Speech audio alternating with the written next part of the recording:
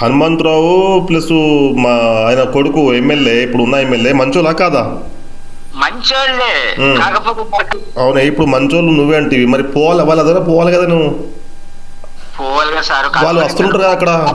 ఇప్పుడు వాళ్ళు ఉండేది హైదరాబాద్లో, ఏదో నియోజకవర్గంలో వస్తుంటారు కదా వాళ్ళు. ఎట్లయినా అడ్రస్ తెలియదు సార్. అట్లా అడ్రస్ కాదే, వాళ్ళు వస్తుంటారు కదా. మొన్న వచ్చిండు కదా బీసీ బంధు టైంలో ఆయన రోహిత్ వచ్చిండు కదా అడిగి.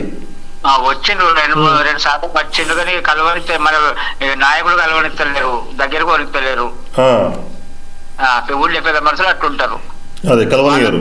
వాళ్ళకి వాళ్ళకి కల్పనితే అయిపోతుంది. ఇంకోటి ఎండకి సావాలి ఏమన్నా కానీ బతకనే బతకపోని నాది నిండితే అయిపోతుంది అంటారు సార్. అంతే చెప్పలేదు. మీకు ఎంతమంది పిల్లలే నీకు? నాకు 2 కొడుకులు, 2 బిడ్డలు. పెద్ద బిడ్డకు 1 కొడుకు, చిన్న బిడ్డకు 3 పిల్లలు. పెద్ద కొడుకు 2 బిడ్డలు, చిన్న కొడుకు 3 బిడ్డలు. సార్ నా పరిస్థితికి ఇది. సరే, ఇల్లుది మాట్లాడదాం కానీ నీకు ఎన్ని ఎకరాలు పొలం ఉన్నాయి? నాకేం లేవు, 1 ఎకరం చిల్లరు సార్. మా నాయన సంపాదించింది. అది కూడా మాది మా సొంత ఊరు మోతే. కాకపోతే మొత్తం అటు పోతలేను. మొత్తం అన్ని ఆధార్ బీదార్ అంతా ఇక్కడనే సార్. రేషన్ బిషన్ అంతా ఇక్కడనే ఉన్నారు సార్. ఓటింగ్ బీటింగ్ అంతా. మరి అది రైతు బంధు పడుతుందా? పడుతుంది సార్. పడుతుందా? పడుతుంది. ఇప్పుడు రేవంత్ రెడ్డి నుంచి పడుతుందా నీకు? పడుతుంది సార్. అది మాత్రం ఎన్ని వేలు పడుతున్నాయి? 5,000 చిల్లర. 5,000 చిల్లర పడుతుందా? 12,000 ఇస్తా అంటారు కదా ఆయన. 12,000 ఇస్తా అన్నాడు కదా. ఇక అది మనకు నాకు. మరి కేసీఆర్ ఉన్నప్పుడు ఎన్ని పడ్డాయి నీకు? కేసీఆర్ ఉన్నప్పుడు, ముఖ్యమంత్రి ఉన్నప్పుడు ఎన్ని పడ్డాయి నీకు? కేసీఆర్ ఉన్నప్పుడు పడ్డాయి 5,000 చిల్లర పడ్డాయి. అప్పుడు పడ్డాయి కదా, కేసీఆర్ కూడా పడ్డాయి కదా 5,000. ఎన్ని పడ్డాయి? గవే పడ్డాయి 5,000 చిల్లర పడ్డాయి సార్. మరి ఇప్పుడు ఎన్ని పడుతున్నాయి? ఇప్పుడు అంతే పడుతున్నాయి. మరి ఎందుకు పడుతున్నాయి అట్లా అడగాలి కదా. మరి 12,000 ఇస్తాను కదా ఎకరానికి. ఏమో సార్, అది మాకు తెలియదు. ఊరు ఏమూరు అన్నావు? రాయలాపూర్. ఓకే, రాయలాపూర్ లో డబుల్ బెడ్రూమ్ వేరే వాళ్ళకి వచ్చినాయా? వస్తున్నాయి సార్, కడుతున్నారు, లేపుతారు పిల్లలు. అది కాదే, మీ ఊరోళ్ళకు వచ్చినాయి ఇల్లు వచ్చినాయా? గవర్నమెంట్ ఇల్లు వచ్చిందా? అప్పుడు కేసీఆర్ కట్టిన ఇల్లు వచ్చినాయా? కేసీఆర్ ఇల్లు రాలేదు సార్. డబుల్ బెడ్రూమ్ అంటారా? డబుల్ బెడ్రూమ్ వచ్చిందా? రాలేదు సార్. మీ ఊరోళ్ళకి ఊరకు రాలే? ఊరోళ్ళకి రాలేదు అప్పుడు కేసీఆర్ ఉన్నప్పుడు.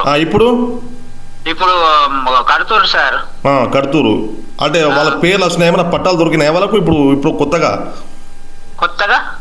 కాంగ్రెస్ ప్రభుత్వం వచ్చిన తర్వాత, రేవంత్ రెడ్డి ముఖ్యమంత్రి అయిన తర్వాత డబుల్ బెడ్రూమ్ మీ ఊరిలోకి వచ్చినాయా? ఎవరికైనా వచ్చినాయా?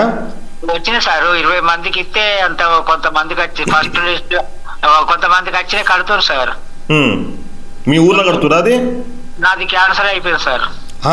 మీ ఊర్లో కడుతురా? ఊర్లో కడుతురు. మరి నీ పేరు ఎందుకు కట్ చేసిరా? ఇక నేను బేస్మెంట్ లేపిందంటే కేసీఆర్ ప్రభుత్వంలో అదే ఉంది. డబుల్ బెడ్రూమ్ అప్లై చేసినాం. డబుల్ బెడ్రూమ్ అప్లై చేసినావా? ఏదైనా చేయాలి సార్, చేయాలి. అది కాదే, డబుల్ బెడ్రూమ్ కావాలని నువ్వు అప్లై చేసుకోవాలి. చేసుకున్నావా అంటున్నా? చేసుకునేది వరకే. ఏం పని చేస్తావు? బయట కొను సార్. నేను ఏం పని చేస్తావు? బీళ్ళ కార్ఖాన నడిపిస్తా. బీళ్ళ కార్ఖాన నడిపిస్తావు. సరే, ఇప్పుడు మీ రోహిత్ ను గుర్తుపడతావు కదా, ఎమ్మెల్యే రోహిత్ కి? గుర్తుపడతా. సరే, ఇప్పుడు నువ్వు మాట్లాడింది రికార్డింగ్ చేసి నేను రోహిత్ సార్కి పంపిస్తే ఆయన వింటాడు, మరి నీకు ఫోన్ చేస్తాడు, స్పందిస్తావా? మాట్లాడతావా? మరి ఎమ్మెల్యే రోహిత్కే ఆయన మళ్ళీ అపార్థం చేసుకోవాలి సార్. ఎందుకు చేసుకుంటాడు? నీ బాధ ఆయనకు తెలియజేస్తా కదా, నీ బాధ ఆయనకు పంపిస్తా అంతే. వాళ్ళ నాయనకు ఈయనకు మంచి పేరు ఉంది కదా మెదక్లా. మంచి పేరు ఉంది. మంచిగా చేస్తున్నారు అంటారు కదా ఆడ. మెదక్లో అయితే మంచిగా చేస్తా అంటారు. కాంగ్రెస్ పార్టీకి వ్యతిరేకం ఉన్నారు కానీ మెదక్లో అయితే వీళ్ళిద్దరు పేరు మంచిగా ఉంది అంటారు. పార్టీ వ్యతిరేకం కావచ్చు కానీ పనులు మాత్రం మంచిగా చేస్తారు. వ్యక్తిగతంగా మనుషులు మంచిగా ఉంటున్నారు అంటారు. అదే అంటారు, అందరూ అదే అంటారు. నువ్వు కూడా ఏమంటావు? నువ్వేమంటావు? అదే సార్, నాకు కూడా మంచిగా అనిపిస్తుంది. కాకపోతే మాత్రం నన్ను ఆదరించేటోళ్ళు ఎవరు లేరని నా బాధ అంతే. సరే, ఇప్పుడు మీ మైనంపల్లి సార్ కానీ, మీ రోహిత్ ఎమ్మెల్యే సార్ కానీ నీ మాట్లాడుతుంది వాయిస్ వాళ్ళకి పంపించే ప్రయత్నం చేస్తా, సరేనా? అదేనే, ఇప్పుడు నువ్వు అదే దాని గురించి మాట్లాడడం ఇందాక అదే మాట్లాడడం కదా. ఇది నేను వాళ్ళ చేరేలాగా దీన్ని ప్రయత్నం చేస్తా, సరేనా? తర్వాత మరి వాళ్ళు ఎట్లా స్పందిస్తారో చూద్దాం. మరి ఏం సందేహం, ఓట్లు అంటే వాళ్ళకు మంట సార్. ఓట్లు అంటే మంటనే కదా, ఆ. అదే వయసు వాళ్ళ పూర్తిగా చేరుతుంది కదా. అదే చేరుతుంది, మరి చేరాలి కదా. నీ బాధ ఇప్పుడు నీ బాధ ఎట్లా చెప్పుకుంటావు, నీ నా ఏదో రకంగా బాధ చెప్పుకుంటావు కదా. ఇప్పుడు నాకు ఫోన్ చేసినావు, నేను ముఖ్యమంత్రి కాదు, నేను ఎమ్మెల్యేని కాదు, మీ ఊరు సర్పంచ్ కాదు కదా. ఈ ప్లాన్ ఫోన్ చేస్తున్న బాధను చెప్పుకుంటానికి ఫోన్ చేసినావు, అంతే కదా. సరేనా? మైనంపల్లికి సార్. అదే మైనంపల్లి సార్కి అయినా లేకపోతే ఆయన కొడుకు ఎమ్మెల్యే, ఇప్పుడు ఉన్న ఎమ్మెల్యేకైనా ప్రయత్నం చేస్తా, పంపించే ప్రయత్నం చేస్తా. సరేనా? నీ పేరు మళ్ళీ వస్తే నీ పేరు చెప్పు. నా పేరు దత్తాద్రి సార్. దత్తాద్రి. దత్తాద్రి. ఏం దత్తాద్రి అంటారే? మామిడాల. మామిడాల దత్తాద్రి. మండలం ఏమొస్తుంది? రామాయంపేట. రామాపేట మండలము మెదక్ డిస్టిక్. మెదక్ డిస్టిక్. గ్రామము రాయలాపూర్. రాయలాపూర్. మంచిది. సరేనా? చేసి ఇచ్చి నాకు రాదంటే ఫస్ట్ లిస్ట్ నాదంటా సార్. చేద్దాం ప్రయత్నం చేద్దాం. నేనైతే ఎమ్మెల్యే కాదు, నేను మంత్రిని కాదు, నేను రేవంత్ రెడ్డి కాదు, నేను కేసీఆర్ కాదు. ఒక చిన్న విలేకరును, ప్రయత్నం చేస్తా.